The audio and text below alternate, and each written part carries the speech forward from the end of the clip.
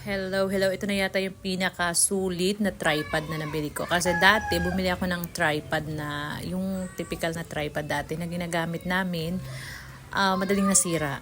Nasa 200 plus yun. Pero ito, 133 ang eksaktong nagastos ko dito. Ito ay nag-a-adjust. So, syempre, kung ano man yung gusto kong position dito para sa aking pagluluto, kayang-kaya niya.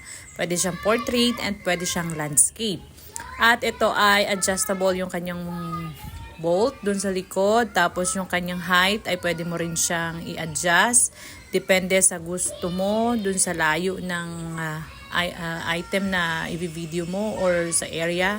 Ayan o. So nagluluto ako ngayon at ito nga ang ginawa ko, in-adjust ko. At ito ay maganda din kasi sobrang gaan niya. Kayang-kaya nga itong bitbitin ng anak ko na 4 na taon. At kahit naman siya